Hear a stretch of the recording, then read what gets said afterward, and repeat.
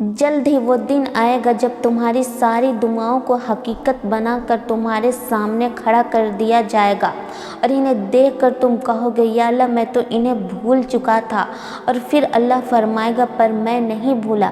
اگر تمہاری قسمت کا لکھنا تمہارے ہاتھ میں ہوتا تو تم اپنی خوبصورت تحریر نہ لکھ سکتے جتنی اللہ نے تمہارے لیے لکھی ہے۔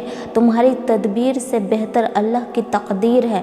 جب تمہارے پاس اللہ کے سوا کوئی راستہ نہ بچے تو سمجھ لو کہ اب مدد آنے ہی والی ہے۔ پریشان نہ ہو، اللہ وہ راستے وہاں سے نکالے گا جہاں سے آپ کا گمان بھی نہیں جاتا۔ مایوس مت ہونا، بس ایک پن کی دوری ہے، پھر سب ویسا ہو جائے گا جیسا تم چاہتے ہو۔ ناممکن کو ممکن بنانے والی ذات صرف اللہ کی ہے۔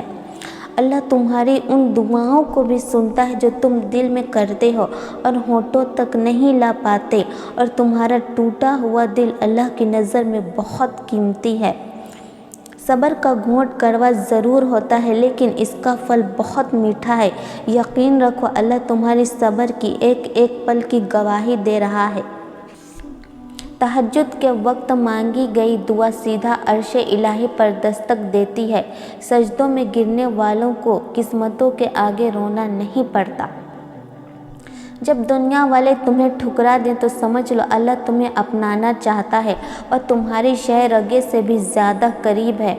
جب اللہ کسی چیز کو تمہارے لیے روکتا ہے تو وہ دراصل تمہیں کسی بڑی مصیبت سے بچا رہا ہوتا ہے۔ تمہاری دعا کا تاخیر سے قبول ہونا اللہ کی حکمت ہے۔ اللہ ہے نا، پھر فکر کیسی؟ جب سارے دروازے بند ہو جائیں تو یاد رکھنا اللہ کا دروازہ ہمیشہ کھلا رہتا ہے۔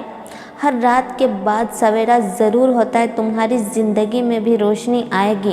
مسکراتے رہو کیونکہ اللہ کو راضی رہنے والے بندے پسند ہیں۔ دعا تقدیر کو بدلنے کی طاقت رکھتی ہے۔ اللہ سے مانگنا کبھی مت چھوڑو کیونکہ وہ دینے سے کبھی نہیں تھکتا۔ اللہ کسی پر اس کی برداشت سے زیادہ بوجھ نہیں ڈالتا۔ آزمائش جتنی بڑی ہوگی انعام اتنا ہی شاندار ہوگا، اور یقیناً تمہارا رب تمہیں اتنا دے گا کہ تم راضی ہو جاؤ گے۔ یا اللہ جو بھی اس وقت پریشان ہے اس کی مشکل کو آسانی میں بدل دے اور ہمیں وہ عطا کر جو ہمارے حق میں بہترین ہے۔